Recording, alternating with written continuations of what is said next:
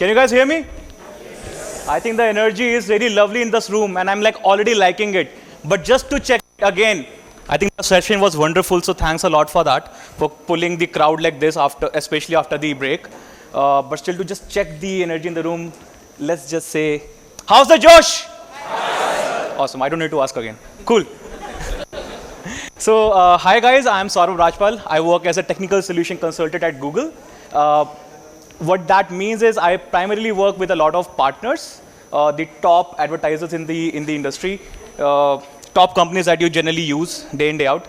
And what I consult them on is anything which is web, primarily to improve the performance and also to make them aware about latest things happening in the web world. So that means I primarily work a lot with the Chrome team as well, where we not only get to know the latest things which are coming across, we also pass it on to the companies and get them back with the feedback. So that's pretty much about it. These are my channels, Twitter handle, all is like I am Saurabh Rajpal. Just in case you want to get connected with me and have any follow-up questions, I'll be available there. Just for the background, I really haven't been any expert in any of the domains. That means I have been typically like a jack of all trades, master of some, not none. But yes, I've worked as a backend developer. I've worked as a front-end developer at some point in time. I've worked as an Android developer, but I'm not an expert. So maybe you guys are like, so ask questions accordingly. Anyway, carrying on. So what exactly is ML? This is a common question which everybody keeps asking. I think most of us in the room are from that background where we focus a lot on the front-end stuff, and that's why we are all here. I hope I'm right. Anybody here who is not from the front-end background? Why are you guys here? Is it the puffed? Cool, kidding. No. Point being that generally we all are used to say code in a manner where we use if, else, and if some of you are like advanced, you use switch and all those things as well. But point being that we are traditionally trained to work in a way when we're coding, where our flow is like if this, then this, if this, then this, and that's how the identification works. So basically you are defining the rules, you do have the data, and then you like drive the answers. But when you talk about the machine learning world, what you're doing is you are changing the game. What you're doing, you're giving the answers and you're giving the data and then asking for the rules. What it means that, just think of it this way. If you and me have to say code or program for rock, paper, scissors, right? Common game everybody knows. Anyone in the room who doesn't know that? Cool, I was hoping I can play with him. But anyway, so that I can win. But since all of you are experts in that, so if talk about rock, paper, scissors, and if I have to code, I can't simply say that if this is what comes up, then just say rock, right? Because the way the hands look, it can vary, right? I have a hairy one, he might not. So point being that you need to train the system in such a way that it can understand whether the input lies within that range to which it has already trained. Typical, like our parents taught us something, but aaj hame jo aata hai, that is way beyond, right? We do drive inferences, so it's more like we are more intelligent. Not everything is being taught to us. And that's where we are trying to go with the machines as well. Now, point is, how often do we all feel that being from the UI or like front-end side, we cannot actually get into this world? Has it ever happened to you, or do you think, nahi, apne to kar lenge yaar, koi tension nahi? Nahi, सबको लगता है कर लेंगे, खतरनाक audience. So anyway, I wanted to actually cover some common problems or myths, you can say. The first one is AI field is only for math lovers. It's like MLM experts saying mere paas maths hai, right? And the second one being, I'm a JS developer, I'm not a Python developer. Most of you have heard that, okay, when we're talking about machine learning, generally it's written in Python. I'm not really a Python developer. Is it true, guys? Like, you guys do get pushed back because of these challenges? And then there is a third problem, which is like a universal one.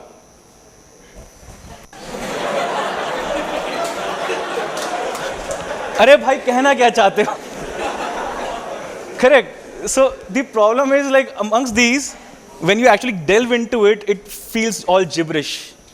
Now that's where I have to, I'm attempting to burst some of those myths for you, how as a front-end developer also, you need not worry about these things. Now for example, if I come to the problem one, let's take a scenario that most of you guys are, as you said, like you were from the front-end side. I'm assuming that now you guys are seasoned and generally कोई भी अगर front end का काम आता है आप लोग आंख बंद करके कर लेते हो, करेक्ट? कुछ लोग मना कर रहे हैं, ठीक है, कोई बात, थोड़ा चलेगा. बट पॉइंट इज कि एज सुन एज मैथ आता है ना साथ में तो आंखें खुल जाती है, right? So math is something which we all have pass through. I think most of us are engineers, but हाँ कैसे पास के सबको मालूम है. So that's the problem number one, that okay, you guys, everybody feels that okay, we need to be an expert in maths. And no matter how much of a don you are in the front end, don ko maths sikhana mushkil hi namumkin hai. Right? There is some level of expertise that you definitely need there. And when you're actually working on machine learning, this is a common myth that we have, right? That I'm not an expert, I won't be able to write models and do all those things. Now coming to the main reason behind it.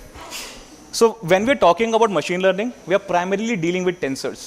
Anyone here who's aware of what tensor is? Not tension, tensor. Tension we are all aware. Yeah, can we pass on the mic to him, basically? Like sadly it's the last person in the room sitting at the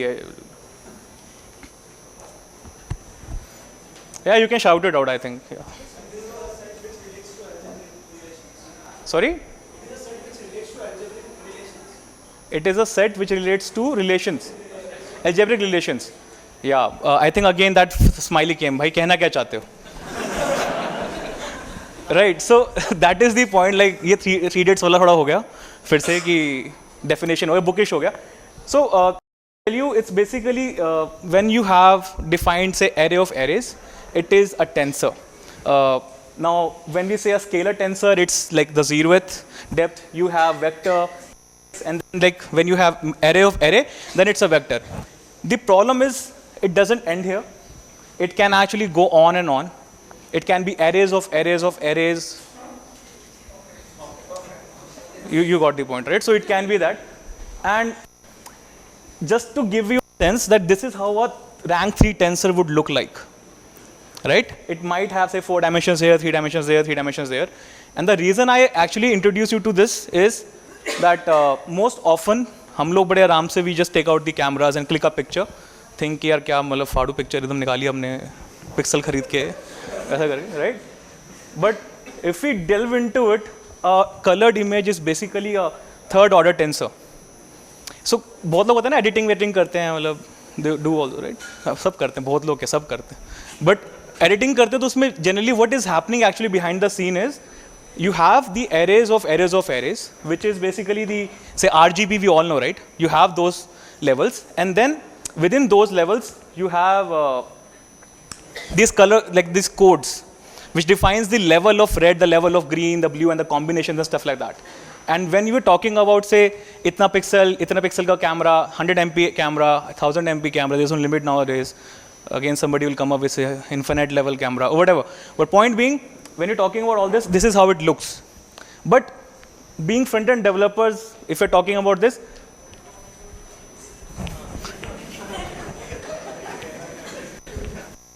so when you talk about tensors, I think this is what describes it in a much better way. I know this also looks very gibberish. Again, we have making that face by कहना क्या चाहते हो. But if we just read it once, it says an object that is invariant under a change of coordinates. What it means, just to set the context. Now, if I have this, right, and if I point it here, and if I point it here, is the length changing, right? So this means that though I'm defining this with coordinates, this is invariant. But the way I might be checking the length through the coordinates, the components, that will be changing. Now this is what is explained here with the help of a pencil. If you point it to say a door, now you can define the coordinates in this way, you can define the coordinates in this way, but essentially the length won't change. And that's where same thing, the same object, can be defined in more ways than once. And this is all can be done using vectors, using tensors, okay? If you want to learn more about it, I know we don't want to delve into it because the point is that we don't really want to learn what exactly tensors are, what exactly the nitty-gritties are for the machine learning, but how as a front-end developer I can still use it. The reason I still brought this up was so that we can understand what is the level that goes behind it. And even if you are like comfortable, you can deep dive into it. But even if you're not, I'm just going to show you how you can still work with the existing models to bring it to power up your app. If you want to somehow learn more about what tensors exactly is, I found this tutorial to be very nice. This is available on YouTube. It's a 10-11 minutes video, and it has a series. So you will be able to learn a lot more about what exactly tensors are with this. This example is actually taken from there. Give a second for clicking pictures, high resolution. Yeah. Cool, moving on. So the problem number 2, everybody says that I'm a JS developer, I'm not a Python. Most of you do feel that way, right? I saw a lot of nods happening when second problem came across. And point is, you really don't have to actually learn all the languages. Primarily because I use this term in my talk, Rajpal ke Fande, not because I am Saurav Rajpal, but I learn a lot from Rajpal Yadav. Like here. So if you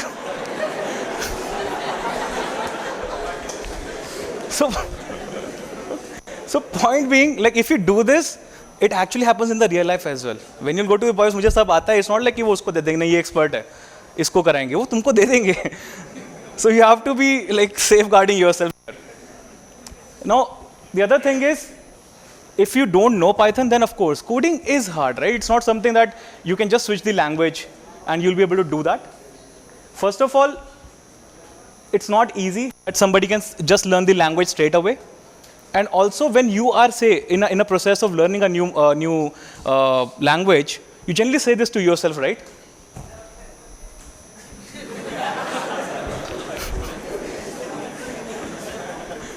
And then eventually, if you give up and then you go back to the code, चल ठीक है देखता हूँ code समझ के देखता हूँ, again ये वाला आ जाता है अपने पास, भाई कहना क्या चाहते हो? This is a common problem. So we all agree to all those things. Now, this is where I propose to you that you should stick to your strength, which is JavaScript, right? So that's why you don't really have to worry about and don't have to feel left alone कि हाँ machine learning की दुनिया है, I'm not able to stick up or like stay up to date with that. And that's where the solution which has been proposed is TensorFlow.js. How many of you have actually worked with this or tried working with this? Cool, nice to know. So, so what exactly TensorFlow.js is? It's a library for machine learning which is for JavaScript people. It is like you can train and then drive the inference from it within the browser or Node.js, which again is your server-side code. So you can run this both or at both the places. It is GPU accelerated and it is open source. So the very fact that it is open source is so that if you have more interest to go into how exactly the models are being worked upon, what are the things, what are the kind of models which are being trained or written upon, you can go there and also contribute if you have, say, worked on something. And that's where there have been a lot of new libraries which are built on top of TensorFlow.js and has been contributed to GitHub. Now, talking about how you can run, how you can work with this. So there are primarily three ways that you can do. First is you can run the existing models, which means that there are some models which are already built, which are available openly in the TensorFlow.js org, or there can be chances that you have already worked on few existing models which you are using somewhere else, but the very fact that you could not use it on your browser or on the front-end application was that it could not be used in it could not be converted or used. Now this is where you can actually use even those existing models by converting them into JavaScript. The second is you can retrain the existing models basis your information. So which is like you have the existing models, but you retrain them. And then you can also write the models from scratch within the JavaScript. Now speaking of these three, I think I'm going to cover the first one for this one. The reason for that is we want to learn how we don't want to get into the nitty-gritties of machine learning and still use some models for for building our applications. Now quickly jumping, so there are many platforms that this can work on. Since JavaScript, you know, right, it can work on multiple platforms. And similarly, there is like it can run on browser, mobile, server, or desktop. And if I have to go pretty more deep into it, so of course all the famous browsers are able to do this for you, because at the end of the day, you can use it as a script tags where you are loading the JavaScript file just like any other JavaScript file. And coming to the mobile, it's now natively supported in React Native. It can be run on Node.js, and then you can also use Electron for building the desktop applications. So moving on, so few people can still ask, why should we use TensorFlow.js? Now, if you're thinking of it from the client side perspective, then first is you don't really need any drivers, or you don't need to do any kind of pre-installations, like pretty much like in a web application. While if you're building or running the model somewhere else, you have to do those pre-installed stuff and all. Plus, you can utilize the device sensors, like for example, if you're using a web application, you could actually make use of the webcam and other kind of sensors that can become handy or as a data source input for your models. If there are applications which you feel that should not load the data to the server side, then you can actually take care of that as well by, okay, privacy is taken care of. Just example, if you say, I want a face or an image enhancer application, sometimes we do feel, right, why should I upload it into some other random third-party server just to get something done? So this is for that. Then, of course, it is latency sensitive. You don't really have to go to and fro from your server to get something processing done and wait for that. So it can be done right then and there at the client side. It is WebGL accelerated. It reduces server-side cost because cost ja hi nahi rahi hai wahan pe. Or it has also follows a simple infrastructure relatively as compared to when you have to say set up a lot of boxes on a server side.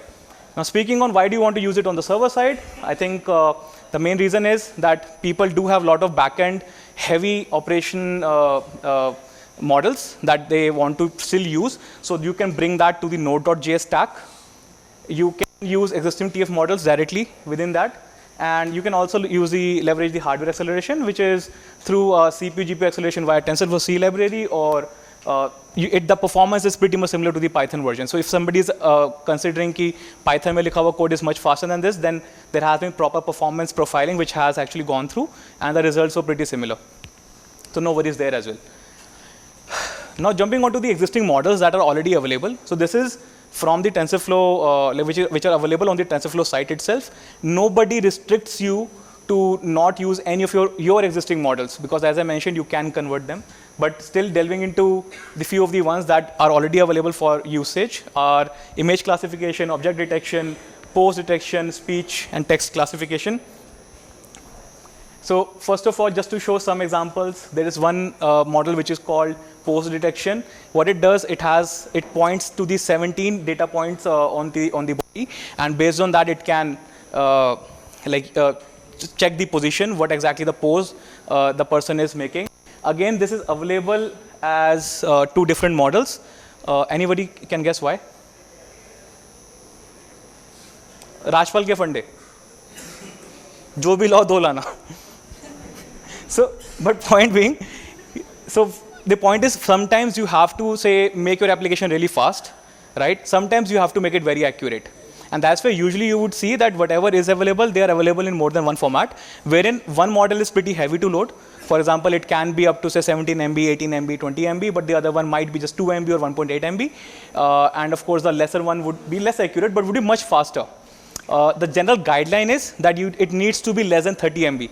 Of space, of size, if you have to use it within your applications. That's a recommended way. Nobody is stopping you from doing it, but yeah.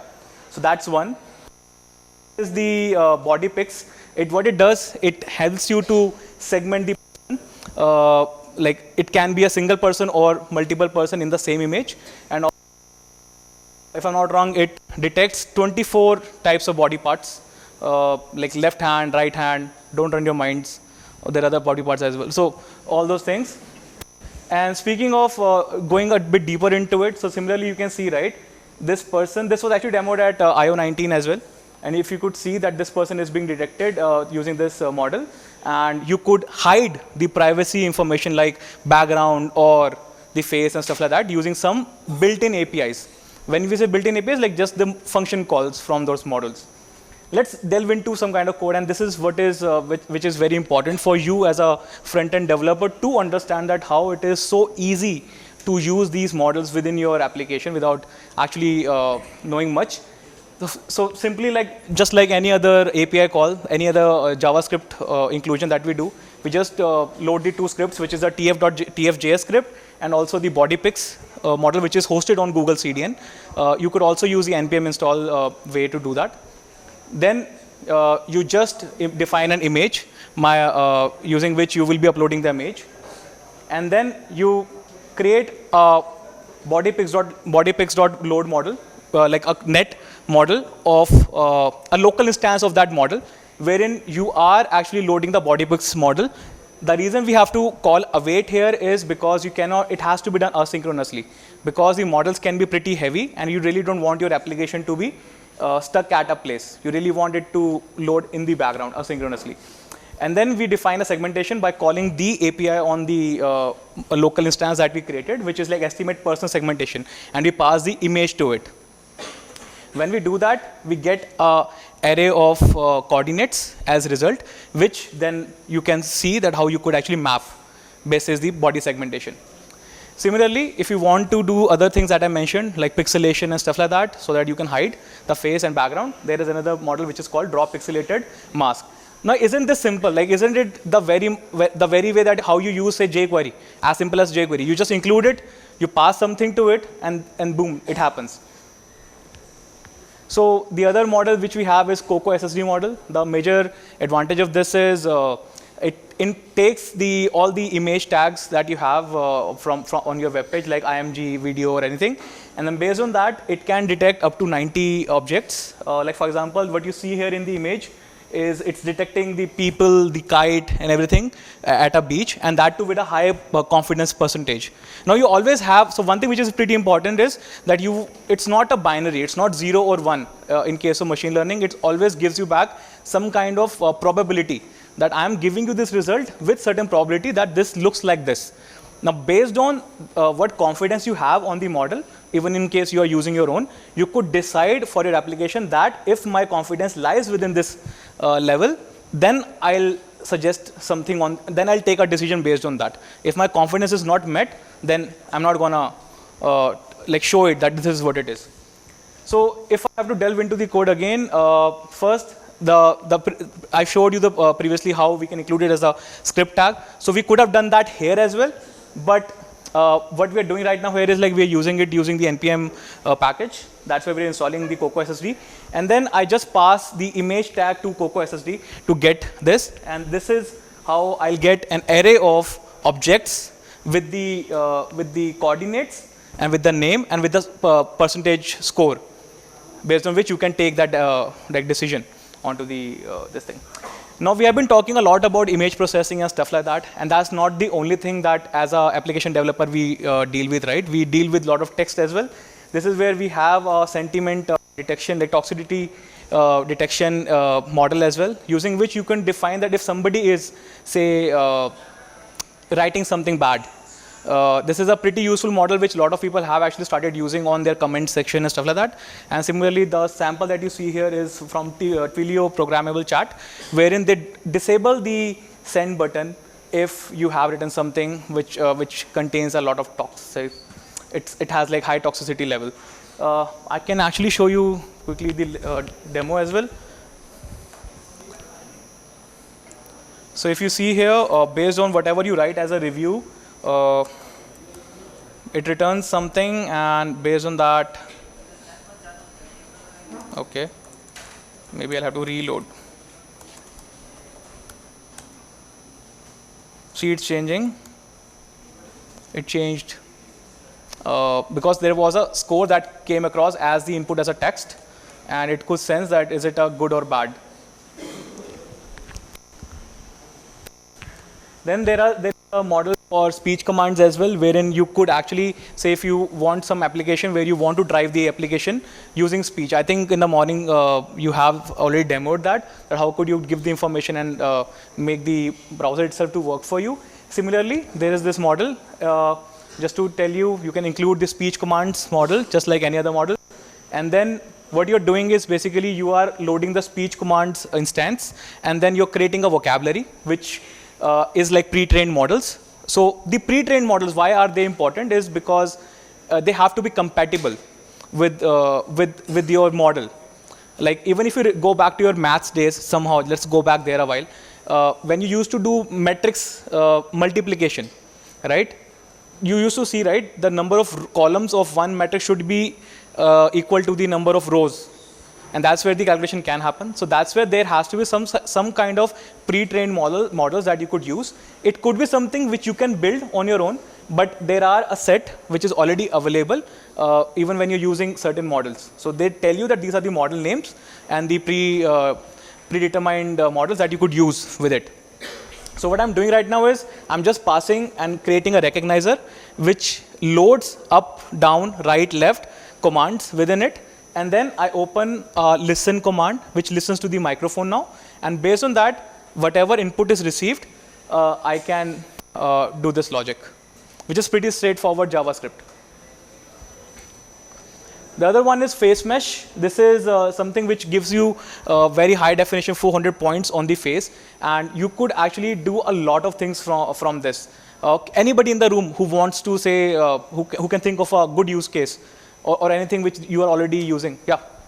Lenskart, augmented reality. Lenskart, cool. I've heard of one case when the cab drivers, when they feel sleepy, they would like to alert them to avoid some kind of incident. Brilliant. I think so. I think the two use cases that has been surfaced right now is one is the Lenskart thing where you could actually try glasses on your face. The other is the detection if the person is about to sleep, especially the Uber driver, for example, or a cab driver. Let's not take any company's name.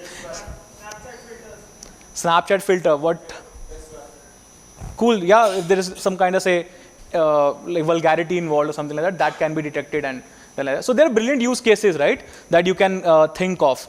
Now, just to dive into it, let's actually walk through that. If suppose we had to build something like what Lenskart example came up, right, that you could try the glasses on your face. Now, if I have to do that, let's see what we can do. So this is a general model that we have to follow whenever we are designing any application. Now, you would definitely need a pre-trained model, which can be then given to the sample code, which could then drive some inferences from it. And for that, you need to do some kind of processing based on the input data, which is, for example, in this case, can be a video, because you are gonna show your face to the camera, and based on that, the glasses can be shown on your face. Now that is the input data, and the output would be that you getting the array of, say, your eyes, the location data points of your eyes, so that you can stick the sunglass or any glass onto that in a real time. So first technical challenge is like, how can we capture the data frame? Now, as we mentioned earlier, when you're talking about TensorFlow API, it does provide a lot of native support as well. So it has a data API using which you could actually get the camera, mic, and other kind of things. So that solves that. The other is, how can we identify the face? We already told that we can use a face mesh model for that. The third is, how can we do the post-processing, in the sense like how can we render the sunglasses in the right place? And the answer for that is probably use another library, say 3.js, which can give you that kind of capability of rendering the page on the real, rendering the image on the real time. So revisiting this model that we talked about, we are already solving the input data problem with the camera, and we are using TensorFlow.js data API for getting that data. We are using the TensorFlow.js as the inference driver, using the face mesh as the pre-render model. And then we have 3D face coordinated transformation happening, which is now rendered by 3.js. For the people who are yawning, just say hi.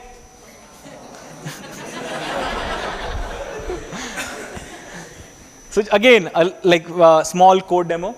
So we can actually load this face mesh model like any other JavaScript model that we did. Is it making sense? Actually, I know TensorFlow can be irritating thing, and it's like you can think that it's something beyond our control. But the reason I'm driving through these code snippets is to make sure that, to show you that just like how you use any other JavaScript libraries, right? You can use this and drive functionalities. So then we create a video tag, then a placeholder to capture that video. Now what I do here is like we are loading the face mesh model into our local variable, which is net here. I am capturing the image And then based on that, I'm just passing net.predict image. Just a simple function call, no logics. You don't really have to think about how will I get the data points. You just have to pass that image into the local model instance that you created, and based on that, you will get this kind of array, which will tell you about the 24 body parts that I talked about with the coordinates. Now, in this, what you're doing, you're creating a you are using 3.js, right? And for creating the scene, like rendering something onto the web, on the web application. In this, the data input is whatever we are seeing or getting as coordinates. We're passing it there, and at the end, we're just looping through because face can keep moving, right? So based on that, we're just iterating through the regular coordinates that we are getting. Point here, the complexity that you saw here doesn't belong to TensorFlow.js or any model. The complexity was more to do with how you're dealing with 3.js. Right? Because you have to really understand how 3.js works, how our image rendering or the video rendering works. The piece which was belonging to just the TensorFlow.js was probably just 4 to 5 lines. So even as a front-end developer who doesn't know a thing about machine learning, you could use the existing models and run it within your application. I think that's where it ends. So even for converting the Python models, as I talked about, you could use a command line tool which has the capability to convert, say, saved models, Keras models that you have created. It supports more than 200 operations, and it also supports the TF 2.0 as well. And now, if you have a question, what's the difference between TF 1.1 and 2.0? Don't ask me, sorry. I don't know.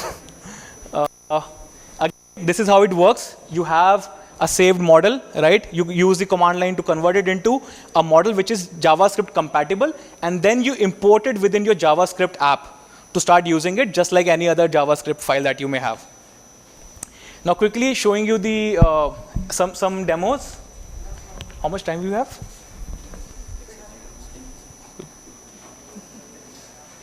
So let's just see here how this lady will be able to use lipstick, choose lipstick and get to see how it looks on her face.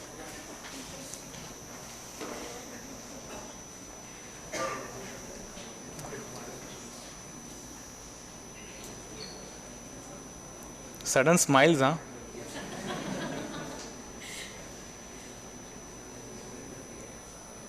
You could see that? Similarly, there is a capabilities team within Google, which is building a lot of capabilities like this to make lot of life a lot easier for the and making it more accessible. In this example, how could you drive selection of things on the UI basis where you're looking? So this is one of the things. You could actually go to experiments.withgoogle.com. There are tons of these kind of experiments which you can go through and see. Then speaking of Uber, so Uber, what it is doing, they use a tool called Manifold, where it's a web-based tool which they have built to do the real-time calculations of, say, how far is the Uber from me, from the person who's booking, or how the cluster is looking. And this tells you another use case of using machine learning.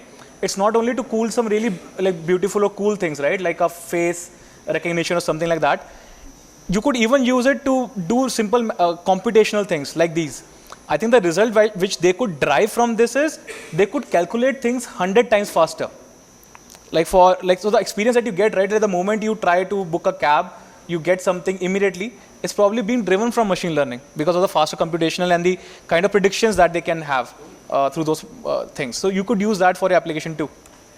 Another one is Airbnb. You have to say create your own app profile, and by mistake at times it happens, right? You are trying to upload a profile picture, but you end up uploading something else. Say your a scanned copy of your passport, which includes your PII information.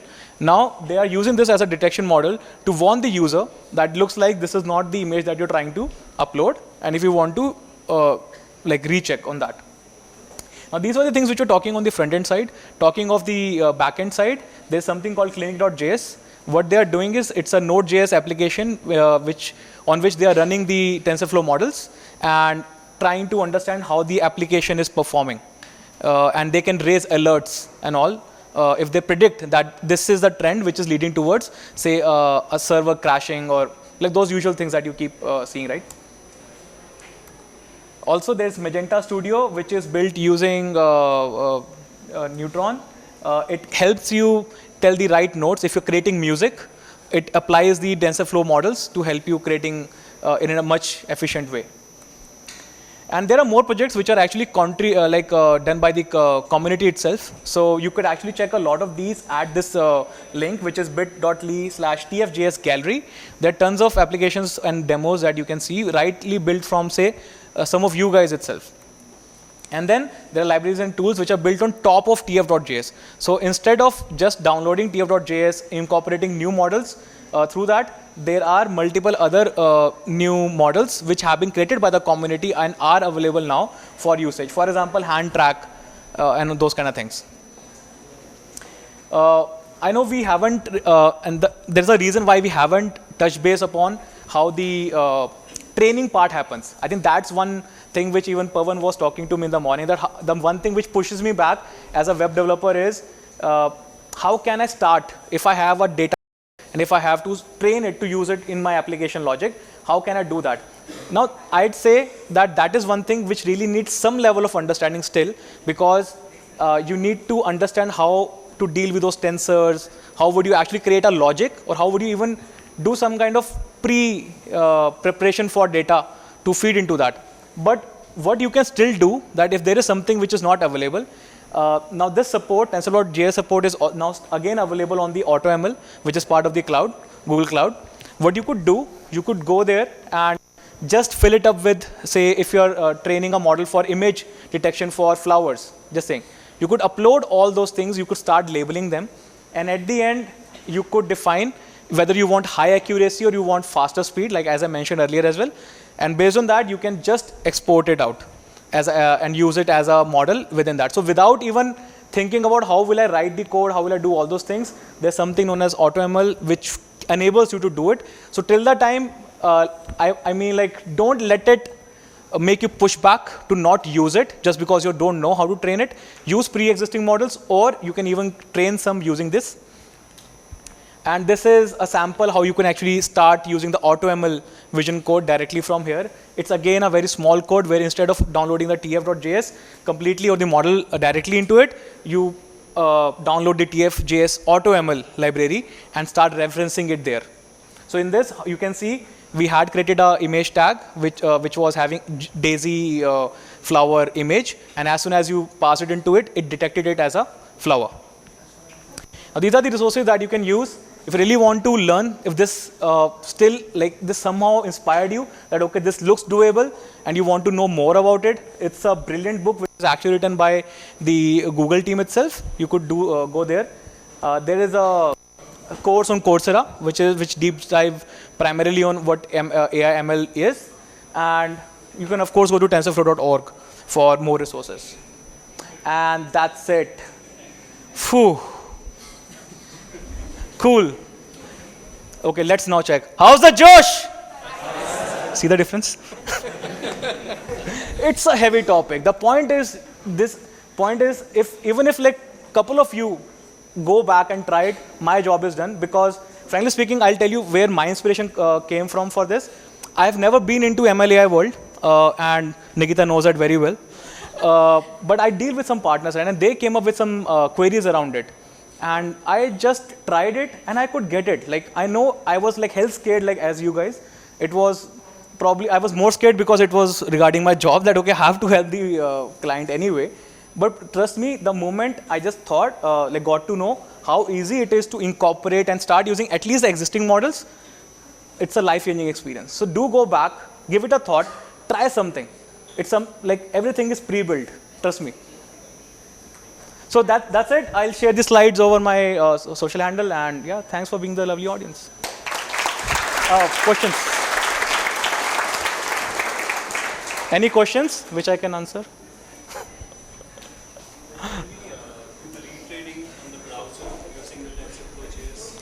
So the question is, can we do the retraining on the browser itself using TensorFlow.js? Thanks for not being attentive in my talk. Yeah, that was the second way we can do it. So that's what I said. Like, I didn't touch that myself, but yes, you can do that. And for that, you would need some kind of understanding again. Like for example, if I talk about sequential learning, that means that I'm processing at one layer and passing it to the other. So that level of understanding of machine learning, that how the transformations happen, is still needed. Is it recommended? I mean, it can be a heavy loading process, right? Yes, so it can, so what usually people do is, they don't process it on the go. It's not something that you're retraining it on the go, but point is you need not have a server to run the like retraining model. You can write your own application where you could feed it with some pre-processed data based on which it should learn. Of course, if it's a smaller set which you want it to like learn every time, then you can do it within the application runtime as well. Any other question?